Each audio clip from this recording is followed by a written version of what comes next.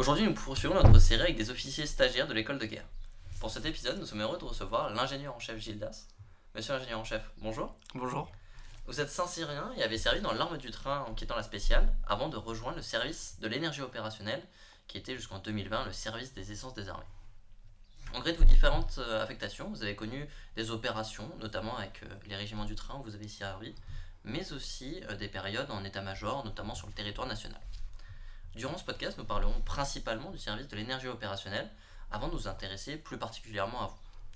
Mais avant ça, comme on en a l'habitude, j'aurais une première question à vous poser. Pourquoi avoir décidé de servir les armes de la France ? C'est une très bonne question. Alors du coup, ça va nous remonter assez loin puisque c'est un rêve d'enfant en fait de rejoindre les armées, tout simplement pour servir la France et apporter humblement ce que je peux apporter à ce beau pays, à cette armée, vivre une aventure humaine. Et j'espère pouvoir vous le montrer pendant les quelques minutes qu'on va passer ensemble. Une aventure humaine avec justement les RH au sens de la richesse humaine. Et puis à travers mon parcours qui est très marqué par le soutien aux opérations, que ce soit, comme vous l'avez dit, dans l'arme du train pendant 10 ans et au sein du service de l'énergie opérationnelle depuis 10 ans. C'est vraiment dans mon ADN de soutenir les opérations. On dit souvent pas un pas sans appui. Moi je rajouterais pas de mobilité sans énergie opérationnelle. Voilà. Donc pas d'opération sans soutien. C'est ça. Alors pour entrer dans le vif du sujet, qu'est-ce que le service de l'énergie opérationnelle, ou anciennement du coup le service des essences des armées ? Alors du coup c'est un service à taille humaine, composé de 2100 personnes, aux 2 tiers en personnel militaire et 1 tiers en personnel civil. Notre mission est d'approvisionner en carburant, en lubrifiant, mais maintenant en énergie opérationnelle, les forces armées, que ce soit en métropole, outre-mer et étranger, et évidemment en opération extérieure. Sacré défi. C'est effectivement qu'on relève tous les jours. Alors, une question qui peut paraître anecdotique, mais pourquoi il y a eu un changement de nom ? Alors du coup le changement de nom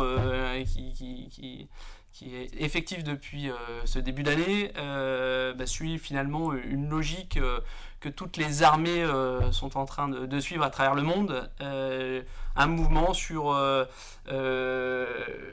la protection de la planète, assurer aussi notre sécurité énergétique avec les nouvelles énergies, notamment parce que effectivement l'énergie fossile qui a drivé en fait le monde jusqu'à présent, devient un problème au sens des émissions de CO2, devient aussi un problème au sens de la sécurisation des énergies. L'énergie fossile va s'arrêter et donc en toute logique la ministre a proposé au service des essences des armées, notamment au directeur central de l'époque, de réfléchir sur une stratégie énergétique de défense.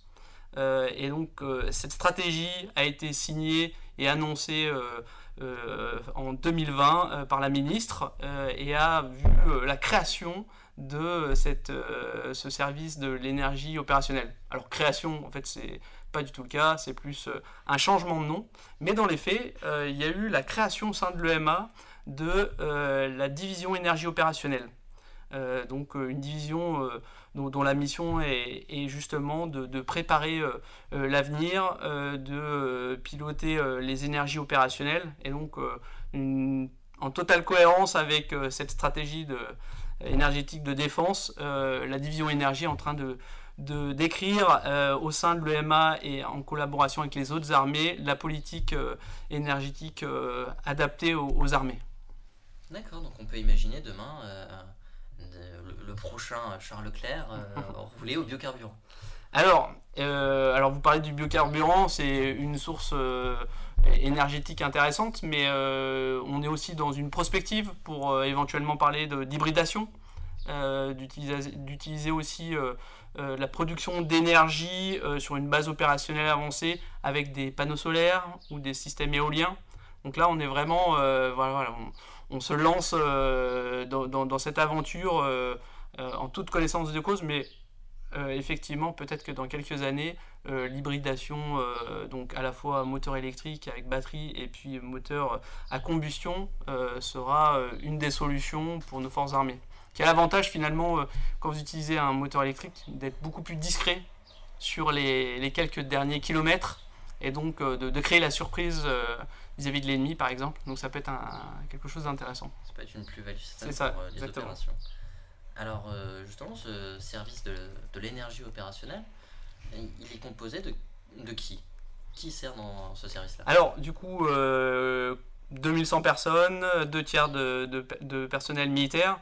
Donc à l'instar des autres armées de direction de service, on a des officiers, des sous-officiers, des engagés volontaires du service de l'énergie opérationnelle, EVSEO.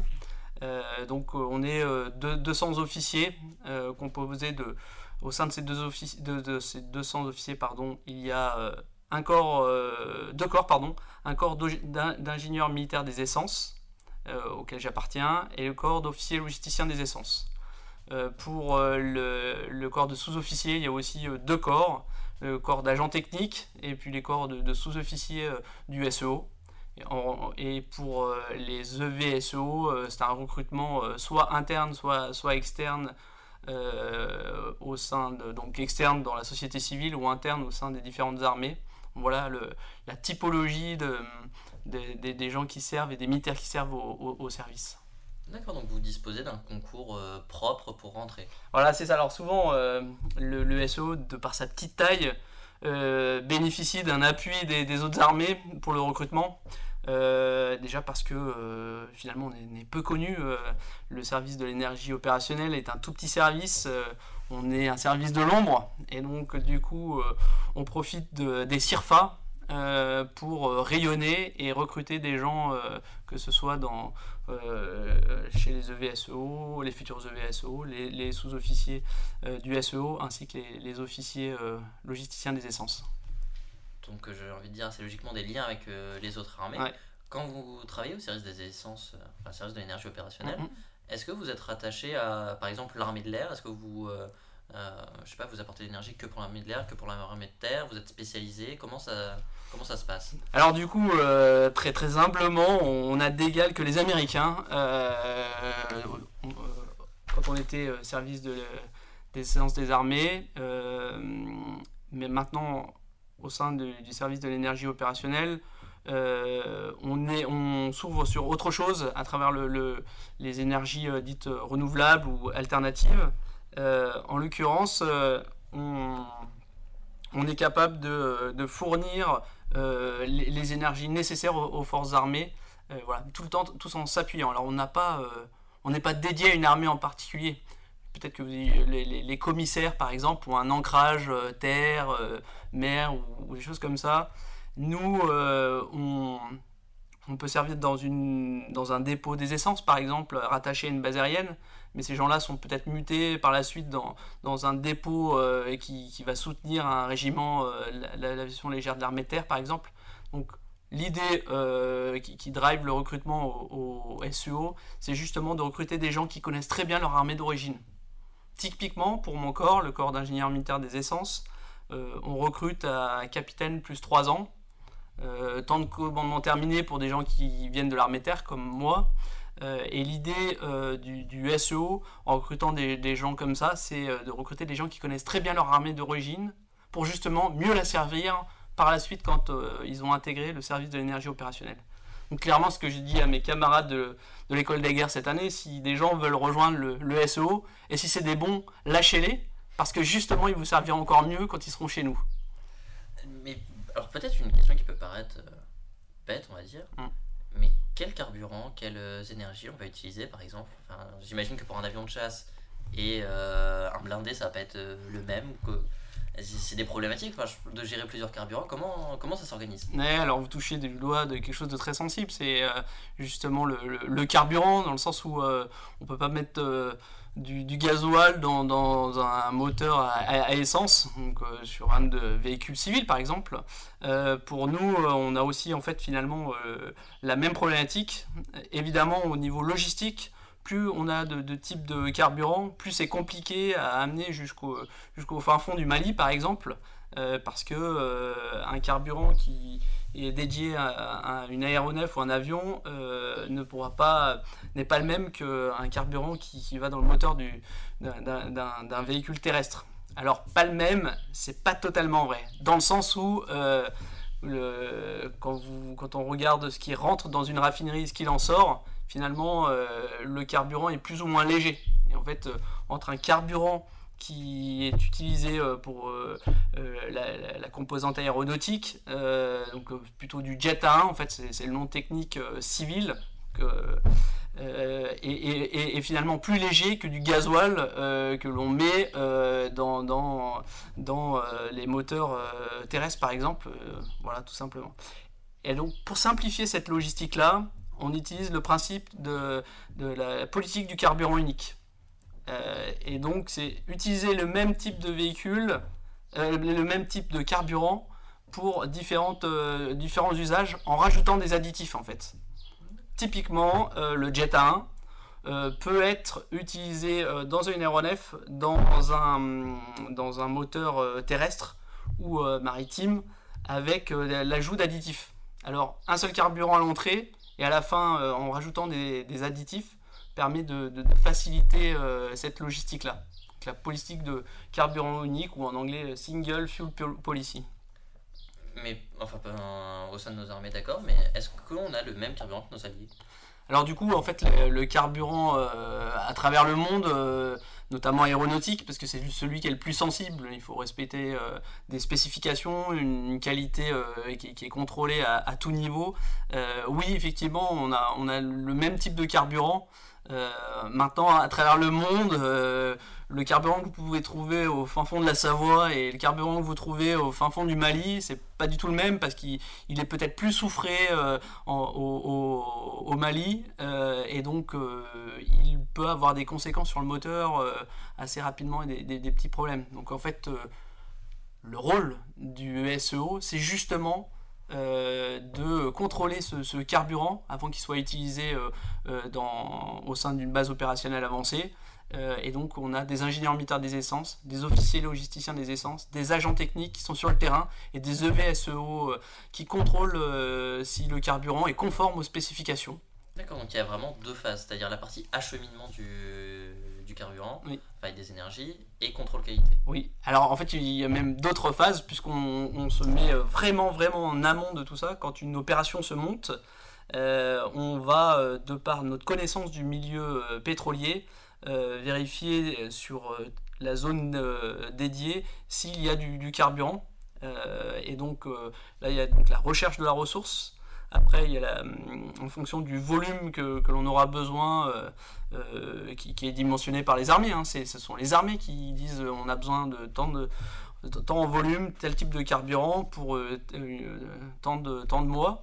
Une fois qu'on a cette expression de besoin, et on la cale avec la monographie pétrolière, et donc derrière on passe des contrats. Donc ça c'est donc à la fois sourcing, contractualisation, effectivement contrôle qualité, acheminement et distribution. Voilà. Alors distribution, je voudrais préciser le fait que c'est la distribution en volume assez important. On n'a pas vocation à aller jusqu'au front, jusqu'aux 100 derniers mètres avec le fantassin. Voilà, on s'arrête un peu avant. Voilà. Ouais, donc vous contrôlez toute la chaîne. Exactement, c'est une des spécificités du SEO à travers le monde. Voilà, c'est finalement du bout en bout. Le carburant est éminemment stratégique. Les énergies opérationnelles le sont également. Et donc, du coup, ça a un sens de détenir à la fois des compétences, des savoir-faire techniques très poussés, justement pour que les différentes armées puissent produire leurs effets sur le terrain. Mais donc, ce qu'on comprend, c'est aussi que c'est pas seulement prendre du carburant de France, l'envoyer en opération, il y a aussi toute une partie qui est sur le terrain. Voilà, c'est ça. Alors dans les faits, clairement, quand une opération se monte, on ne va pas emmener du carburant de France pour l'amener au fin fond du Mali sur une dernière opération qui a eu lieu. On fait du sourcing sur place, et on contrôle la qualité, on vérifie si les volumes sont, si elles peuvent être absorbées par le fournisseur en fonction de notre demande. Voilà, faut enlever de l'idée justement que l'on part avec des camions citernes pleins à craquer pour ensuite descendre jusqu'à Dakar et monter jusqu'à Gao. Non, ça on utilise la ressource sur place. Avec des partenaires privés du coup Voilà, c'est ça, avec des partenaires privés, exactement. Donc voilà, la contractualisation finalement qui est assez simple parce qu'on connaît très bien notre milieu. C'est un secteur de niche. Ouais, c'est ça, c'est exactement ça. Mais donc une fois que vous avez votre carburant ou votre énergie, vous êtes en opération, pour l'acheminer justement, pas jusqu'au 100 derniers mètres, mais en volume plus gros. Est-ce que c'est vous qui vous en occupez ou est-ce que c'est les différents services, par exemple le train Alors du coup, vous avez parlé d'acheminement tout à l'heure, sourcing, contractualisation, le fournisseur apporte la cargaison, le carburant jusque dans les dépôts de campagne du SEO. En fait, c'est des grandes bacs souples où on peut stocker du carburant. À ce moment-là, on fait le contrôle qualité qu'on a cité tout à l'heure. Et puis, on recharge nos véhicules pour justement aller plus loin et être intégré dans les convois de l'armée de terre pour fournir le carburant jusqu'au dernier kilomètre, on va dire, pour faire simple. Voilà. Ouais, donc c'est du soutien, mais vous êtes réellement dans l'opération. Oui, alors souvent on est assez proche de l'armée de terre parce que finalement on est intégré dans les bataillons logistiques, dans les GT Log et qui sont déployés en BSS. Donc ça impose une exigence opérationnelle, une préparation opérationnelle du même niveau que l'armée de terre. Et donc nos soldats sont engagés dans des convois communs. Donc, que ce soit en Afghanistan ou encore avant au Kosovo ou plus récemment en BSS, on a les mêmes procédés d'exécution et on est intégré. Voilà. On a évidemment un savoir-faire technique et qui est quand même assez long à acquérir, parce qu'un engagé volontaire du service de l'énergie opérationnelle, c'est 1 an de formation, que ce soit pour la partie des permis de conduire, mais aussi pour justement cette analyse du carburant, etc., et avoir la connaissance des lubrifiants, des carburants utilisés par les forces armées.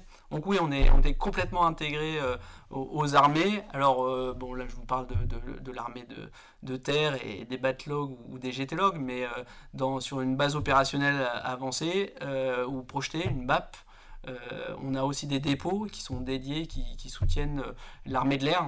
Et donc là aussi, il faut connaître le milieu. Et je reviens à ce que je disais tout à l'heure, on connaît très bien notre armée d'origine, on s'ouvre sur d'autres armées en rejoignant le service de l'énergie opérationnelle, et on connaît les spécificités, on connaît les besoins, et donc on les sert. Et c'est pour ça que vous n'entendez jamais parler de nous, parce que ça fonctionne. C'est le propre du soutien. C'est ça. Mais par exemple, vous, quand vous avez quitté l'armée de terre pour rejoindre le service de l'énergie opérationnelle, vous avez une formation qui vous est refaite, comment ça se passe? Parce que du coup, un engagé volontaire, c'est 1 an. Oui. Du coup, pour quelqu'un qui est capitaine ou qui est commandant, combien de temps ça prend? Alors du coup, ça prend 1 à 2 ans aussi. Quand on réussit le concours d'ingénieur militaire des essences, on passe 1 année à l'Institut français du pétrole, le NSPM, l'École nationale supérieure pétrole et moteurs, qui se trouve à Rueil-Malmaison. Donc pendant 1 an, avec des camarades civils, ingénieurs, on apprend ce que sont les lubrifiants et les carburants, pour savoir de quoi on va parler en fait. Donc on rentre un petit peu dans le produit, dans la molécule, dans l'analyse de ces produits-là. Donc une année qui est enrichissante parce qu'on se frotte à des gens qui apprécient la technique, nous également, et puis on découvre un domaine qu'on ne connaît pas forcément. Évidemment technique, et puis on crée ce fameux réseau aussi, rencontrer d'autres pétroliers, on va dire, civils, bien utiles par la suite pour justement chercher du carburant et sourcer en Afrique ou ailleurs. Et à l'issue de cette année, on fait 1 année de stage en fait pour basculer dans le corps d'officier d'ingénieur militaire des essences. Alors c'est 2 fois 6 mois de stage, 6 mois de stage à la base pétrolière interarmée, et 6 mois de stage de préaffectation. Donc, pendant ces 2 fois 6 mois, on repeint en bleu, en cam, ce qu'on a appris l'année précédente à l'Institut français du pétrole, IFP School. Voilà. Donc vous avez vraiment la partie théorique et puis la partie pratique. Ouais, c'est ça exactement. Et voilà, moi j'ai rejoint le service de l'énergie opérationnelle parce que j'ai cherché quelque chose de technique, mais toujours orienté au profit des armées. J'aime à dire que finalement, l'ingénieur militaire des essences se trouve à la fois entre un chef du BOI, d'un régiment, et un ingénieur de la DGA, un petit peu entre les deux, à la fois technique, mais la partie management ou commandement qui est quand même bien marquée, ce qui fait, je pense, l'ADN des armées aussi, le commandement. On a évoqué tout à l'heure les convois et les groupements logistiques dans lesquels vous êtes intégrés. Un chef d'état-major des armées prépare depuis un certain nombre d'années le retour de ce qu'il appelle la haute intensité. Première question, c'est comment est-ce que vous décririez la haute intensité? Et deuxième question, quel changement ça va impliquer pour le service de l'énergie opérationnelle? Alors, comme je le disais tout à l'heure, comme on est intégré au sein des battlogs ou des bases opérationnelles, des bases avancées projetées, des BAP, on suit le mouvement des armées. Donc le combat à haute intensité, c'est un combat dur, où on va perdre des moyens matériels, des moyens, enfin la richesse humaine que je citais tout à l'heure. Et donc du coup... comme les armées se préparent à ça, nous, en tant que soutien, on se prépare aussi à ça. Ça demande donc une préparation opérationnelle endurcie, un combat, un travail collaboratif avec les armées, armées de terre, armées de l'air et de l'espace et marine nationale. Et donc cette intégration, cette connaissance du milieu, des différents milieux, terre et mer, permet de comprendre l'intérêt et l'exigence, surtout, du combat à haute intensité. Voilà. Est-ce que, alors on a vu, on sort progressivement de la crise sanitaire, on espère qu'on n'y retournera pas, mais qu'on a eu on n'avait plus de stock stratégique, comme c'était appelé, de masques. Est-ce que justement, dans la perspective de cette haute intensité, on renforce, si on en a déjà, des stocks stratégiques des différentes énergies? Alors en fait, je parlerai plus particulièrement de la partie finalement carburant. Oui, l'armée française a des stocks stratégiques. Alors évidemment, je ne peux pas vous donner les volumes ni les montants, mais voilà. Pour faire face, finalement, on a effectivement des stocks stratégiques voilà, qui sont actionnés si nécessaire en fonction du besoin, tout simplement. Alors, comme on l'a dit au début de notre entretien, vous êtes officier Saint-Cyrien de formation. Pourquoi avoir quitté l'armée de terre au profit du SEO? Alors du coup, j'ai quitté l'armée de terre, mais je travaille toujours au sein du ministère des Armées. Finalement, la Marianne ou le drapeau est le même. J'aime à dire que finalement, j'ai quitté l'armée de terre pour rejoindre le SEO, pour encore mieux servir l'armée de terre et les autres armées. C'est vraiment, voilà, puis moi c'était un challenge aussi, découvrir autre chose, partir dans un domaine que je connaissais pas forcément, qui était à la fois technique, mais en fait éminemment stratégique. Je cherchais aussi de l'autonomie. En rejoignant le service de l'énergie opérationnelle, je l'ai trouvé. Je cherchais l'aventure. J'ai eu le plaisir de partir 2 ans à Djibouti en tant que détaché, chef du détachement de liaison du service des essences des armées de l'époque, donc de 2014 à 2016. Une expérience assez démente, puisque à Djibouti, vous avez toutes les armées direction au service représentées. Un lieu stratégique, puisqu'il est idéalement placé sur les routes de Chine vers l'Europe et inversement dans l'autre sens. Une présence des alliés, voilà, les Américains, les Japonais sont présents aussi sur place. Les Chinois ont construit la première base opérationnelle avancée. Donc un confetti voilà, sur la corne de l'Afrique qui est éminemment stratégique. Voilà, donc autonomie, aventure, à la fois technique. Et puis au SEO, vous avez vu, on est peu nombreux. La relation et le contact direct avec le directeur du SEO se fait aisément. Quand vous êtes chef du détachement à Djibouti, qui fait nuit en France, vous prenez des décisions et vous les assumez et vous vous rendez compte évidemment, voilà, mais c'est assez passionnant de vivre ça. Voilà, j'ai vu le passage du Charles de Gaulle, des missions intéressantes en Résévac, une Résévac Yémen aussi, donc des choses, voilà, enfin, je pourrais en parler des heures en fait. C'est très bien, mais vous avez dit Résévac. Qu'est-ce que c'est? Alors, c'est justement l'évacuation des ressortissants. Alors, quand j'étais à Djibouti, donc il y a une Résévac Yémen, lorsque le Yémen s'est un petit peu enflammé, on était prêt en mesure d'eau, on a évacué des ressortissants français. Et puis quand j'étais dans l'armée de terre, en 2008, j'ai eu la chance de partir en alerte guépard. Alors je ne sais pas si vous savez ce que c'est que l'alerte guépard. Dans l'armée de terre, c'est des gens qui sont disponibles en 3 jours, une semaine, 10 jours pour partir sur une opération ou sur une opération d'évacuation des ressortissants. Et donc moi j'étais d'alerte Résévac et je suis parti avec quelques hommes et femmes de mon escadron à l'époque pour évacuer les ressortissants français à l'été 2008 lorsque les Russes sont venus asticoter les Géorgiens. Une expérience fabuleuse parce que partir en guépard comme ça au claquement de doigts, bah, c'est l'aventure. Et puis voilà, et quand vous arrivez sur l'aéroport de Tbilissi, que vous mettez en place le drapeau bleu-blanc-rouge 4x5 devant cet aéroport, vous créez un petit confetti de France. Le regard des gens qui arrivent est impressionnant en fait. Ils sont rassurés, c'est un petit bout de France qui est là, donc c'est assez magique. Bon, pour être très honnête, ça n'a pas duré très longtemps, en 48 heures on était de retour. Et ouais, mais on a rempli la mission, on a évacué un peu moins de 500 personnes en 2 rotations. Voilà, c'est magique. Et puis je me souviens avoir dit à mes filles, parce que je savais pas combien de temps j'allais partir, qu'il était temps pour moi d'aller protéger des gens dans un endroit un peu particulier, j'avais pas dit où. Et ça donnait un peu de charme et de noblesse à cette mission, quoi. Voilà. Quelque chose de bête, mais vous aviez votre sac qui était prêt, on vous a appelé, vous avez pris votre sac. Ouais, alors en fait, il y a tout un système de remontée d'informations. En fait, on passe j'étais d'alerte 3 jours.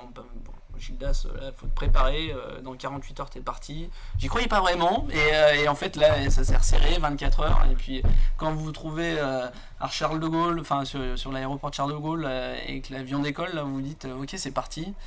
Une petite appréhension quand vous arrivez en approche de l'aéroport de Tbilissi, et puis voilà, mais on se prépare tous les jours à vivre ces moments-là au service de la France, tout simplement, sans détour finalement. C'est ressortissant, ouais, c'est ça. Qu'il soit. Exactement.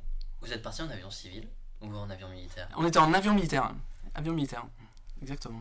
Au-delà de ces moments d'action, d'aventure, comme on l'a dit, c'est quoi la journée type quand vous êtes en France ou Alors, du coup, face à cette question-là, justement parce que ce métier-là est un métier hors norme, bien sûr qu'on se lève comme tout le monde et on se couche le soir, hein, mais il n'y a pas vraiment de journée type, notamment en opération par exemple. On sait, voilà, il y a des contrôles qualité qui se font au quotidien sur le carburant. On a le planning des jours à venir, mais on est prêt en mesure d'eux pour soutenir les forces en fonction du besoin. Si une opération se monte au claquement de doigts, on sait que la journée sera... Voilà. Moi, j'ai jamais eu de journée identique depuis que je suis rentré dans les armées. Il y a une vingtaine d'années maintenant, ça va très vite d'ailleurs. C'est ce qui fait le sel. C'est ça, exactement. Vous avez l'air passionné. Ah, moi, c'est... En fait, j'aime dire que j'ai jamais travaillé en fait, parce que c'est un métier passion. Je me lève le matin, je sais pourquoi je me lève. Et après 20 ans finalement dans les armées, j'ai toujours ce frisson en fait, cette petite flamme qui me dit je me suis pas trompé de job en fait. Et puis les armées en fait, la richesse des armées, c'est justement cette richesse humaine, cette RH quoi. C'est ces femmes et ces hommes qui ont décidé de s'engager. S'engager, c'est mettre sa vie en gage. C'est pas rien en fait. Et tous les jours, ces gens-là se lèvent pour... et moi, humblement, j'apporte ce que je peux aux gens qui m'entourent. Voilà, quand vous êtes commandant unité, vous commandez 150 personnes, l'idée principale, c'est de remplir la mission. Mais c'est aussi, en fait, les élever, en fait. l'ascenseur social qu'on utilise, enfin, est bien présent dans les armées. Quand vous recroisez des maréchaux des logis qui étaient dans votre peloton il y a quelques années en arrière, qui sont maintenant commandants, quand vous croisez des sous-officiers qui étaient engagés volontaires ou engagés volontaires du SEA de l'époque, EVSEA, qui sont maintenant sergents, il y a un côté magique en fait. C'est-à-dire que, et puis, en fait, vous pouvez faire adhérer assez facilement à voilà, une structure, une hiérarchie, des objectifs. Et puis, en fait, je crois, c'est aussi ça, hein, c'est un certain sens d'exemplarité, en fait. Enfin, l'exemplarité, c'est... Moi, je vais dire qu'en fait, tout le monde n'est pas vraiment exemplaire. Tout le monde tend vers l'exemplarité, ça c'est vrai. Et donc, quand vous êtes avec vos gens sur le terrain, en vivant la même chose, hommes, femmes, c'est quand même assez dément, quoi. Et les relations humaines au cœur de... Ah, clairement. Vous avez évoqué votre temps de commandement, enfin de commandement d'unité. Oui. Est-ce que c'était le moment le plus marquant de votre carrière? Alors en fait, quand vous êtes en responsabilité, moi j'ai commandé un peloton, ensuite j'ai commandé un escadron de transport dans l'arme du train, j'ai eu la chance au SEO de commander une compagnie de formation spécialisée, donc encore du commandement. Quand j'étais chef du détachement de liaison du service d'essence des armées à Djibouti, je commandais. C'est juste des moments d'exception en fait. Vous avez dans vos mains un outil, moi j'ai eu que des Porsche en fait. Donc des gens, il fallait plus les freiner que les pousser. C'est quand même agréable. Alors, bon, il y a des gens qu'il faut remettre dans le droit chemin, c'est le principe, mais la punition elle est vertueuse si elle est comprise par tout le monde. Donc voilà. Et c'est des moments d'exception parce que vous avez la mission, vous avez finalement une liberté d'action pour réaliser cette mission-là. Et puis vous avez des gens que vous entraînez, que vous préparez, que vous engagez en opération, donc c'est quand même assez magique, enfin, une expérience hors du commun. Enfin, pour ceux qui veulent vivre une aventure humaine et qui veulent commander ou manager, même si c'est pas exactement la même chose, venez dans les armées, il y a plein de choses à faire, et venez dans le service des essences des armées, maintenant au service de l'énergie opérationnelle. Justement, c'est quoi la différence que vous faites entre commandement et management?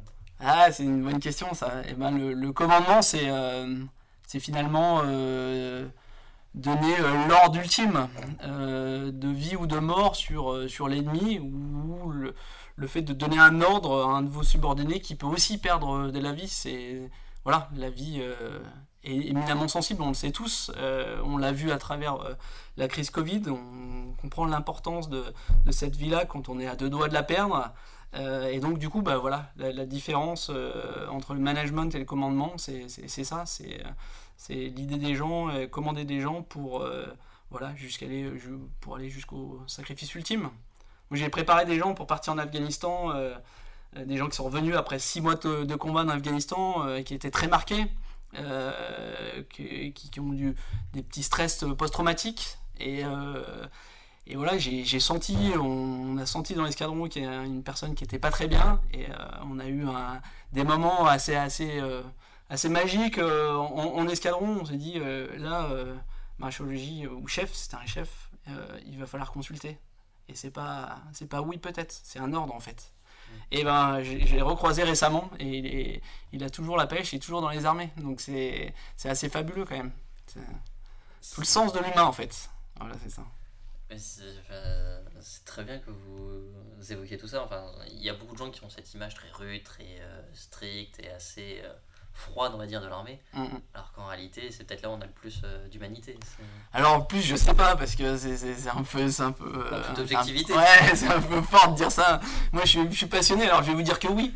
Mais voilà, c'est, enfin, de toute façon, que ce soit à mon avis dans l'entreprise, s'il y a pas d'humain, en fait, ça dure pas très longtemps, en fait.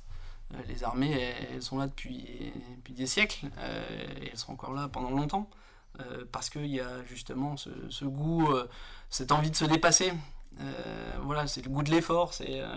Voilà, finalement, moi, j'aime bien le goût de l'effort. Alors, je pratique des footings parce que j'aime bien manger aussi. Donc, du coup, ça permet d'équilibrer pour être plus sérieux. Tout ça pour dire que le goût de l'effort, ça se crée en fait. Quand vous avez un EVSEO qui arrive du monde civil, qui finalement ne sait pas enchaîner une heure de course, l'idée c'est de l'amener petit à petit à franchir cette heure de course. Et quand vous vous préparez en fait physiquement, vous vous dépassez en fait dans une marche course, dans une marche, vous êtes capable de vous dépasser face à un dossier à l'EMA ou en direction centrale, comme j'ai été lorsque j'étais à la DCSEA au Fort-de-Vent pendant un an. Vous êtes capable de vous dépasser et par ce goût de l'effort, de fournir une fiche intéressante et valorisante, quoi. Donc voilà. Moi j'ai tendance à être très positif et à transformer toutes les choses qui vont pas en choses positives. C'est dans mon ADN et c'est aussi dû à l'éducation que j'ai eue de mes parents aussi, je pense. Peut-être à Saint-Cyr aussi, c'est quelque chose qu'on vous apprend Ouais, c'est ça, on apprend, on vit des choses d'exception, hein. Enfin, vous avez parlé de la spéciale tout à l'heure en présentant... La spéciale, c'est une école hors du commun, parce qu'elle regroupe 3 types d'étudiants, des scientifiques, des économistes et des littéraires. Je crois qu'en France, il n'y a que dans cette école où pendant 3 ans, on vit tous ensemble avec des lettreux, des scienteux comme on les appelle, et des échos. Donc c'est assez dément de vivre ça. Et puis moi, mes camarades de promo, ce sont mes camarades de promo, donc voilà. C'est assez... Et puis le fait de vivre des moments difficiles en Guyane, au SNEC, ou finalement sur le banc de l'école en train d'apprendre la combustion ou des choses comme ça, ou des choses un peu techniques. Voilà, c'est des moments d'exception. Ça ne s'oublie pas en fait. On a un peu de tout. Ouais, c'est ça. Le matin, on est en marche aux courses et l'après-midi, on est... C'est ça, et le soir, on recommence des marches de nuit par exemple. C'est bon pour les révisions, ouais, ça permet d'ancrer. Donc on a compris que dans le SEO, il y a 2100 du coup personnel. Oui. Cette année, vous êtes stagiaire à l'école de guerre. Oui. Est-ce que vous êtes le seul représentant du SEO? Et alors, oui, c'est ça. La particularité, c'est que je sais que je vais finir major de mon service au sein de l'école de guerre. Non, plus sérieusement, on a effectivement une place par an au sein de l'école de guerre. Déjà pour mieux connaître les armées. Voilà, on est issu d'une armée d'origine. On fait quelques années au sein du SEO et ensuite on vient faire l'école de guerre. Une place par an, c'est un bon ratio parce que derrière cette formation-là, on va soit au CPCO par exemple, en tant qu'officier au sein du bureau J4, donc soutien, spécialisé, donc soutien SEO maintenant. Ou comme moi, on peut aller à l'EMA à la sortie ou sur d'autres jobs, mais le fait de travailler en interarmée, c'est notre ADN aussi. Donc voilà. Vous avez évoqué le CPCO, donc Centre de planification et de conduite des opérations. Oui. Ça veut dire qu'il n'y a pas une opération qui se monte sans le SEO. Eh ben exactement, en fait, c'est un travail collaboratif. Hein. Lorsqu'une opération se monte, des groupes de planification se réunissent et dedans il y a un spécialiste carburant parce que voilà, pas un pas sans appui, pas de mobilité sans énergie opérationnelle, c'est tout à fait cohérent. Et voilà, et puis idéalement, nos camarades des armées nous fournissent l'expression de besoin en carburant lubrifiant.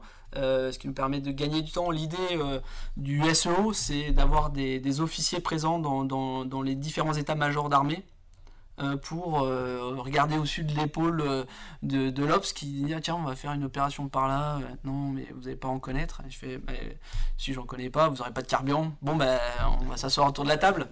Donc c'est ça, c'est effectivement, il n'y a pas d'opération sans énergie opérationnelle maintenant. Effectivement.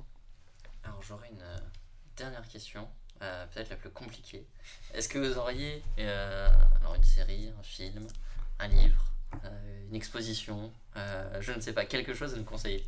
Ah, c'est une bonne question. Alors du coup, je parlerai plus d'un livre. Vous avez vu que j'étais un homme plutôt positif, donc l'un des livres que j'ai apprécié à lire quand j'étais jeune et moins jeune finalement, c'est Le Petit Prince. Parce qu'il apporte beaucoup de choses, il permet de rêver aussi, et il permet de réaliser des choses qui sont inimaginables au départ du coup, quoi. Donc voilà, ce que je dis au sein du SEO, les gens qui sont présents dans ce service, ils ont dans leur ADN le soutien aux opérations. On va tout faire pour que l'énergie opérationnelle soit apportée aux armées, et puis si après il faut faire des papiers, etc., et rentrer, on le fera. Mais l'ADN du SEO, c'est vraiment de soutenir. en toute discrétion. Et donc voilà, le Petit Prince, c'est finalement assez charmeur de finir comme ça, tout simplement. C'est très charmeur, et puis on aura compris que voilà, il faut pousser la porte du SEO. Exactement, et n'hésitez pas. Alors évidemment, on est tout petit, on est peu connu, mais on a une énergie folle, cette énergie opérationnelle finalement. C'est un très bon nom du coup.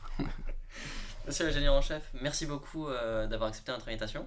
Ça a été un plaisir de vous recevoir et merci. Puis de parler avec vous. On souhaite le meilleur pour l'avenir. Félicitations du coup pour être le major de votre service. Merci de nous avoir écoutés. N'hésitez pas à nous envoyer vos remarques et questions par Facebook ou par mail. On se retrouve prochainement pour un futur épisode de Défense à la antenne. Et d'ici là, n'oubliez pas, la sécurité est l'affaire de tous.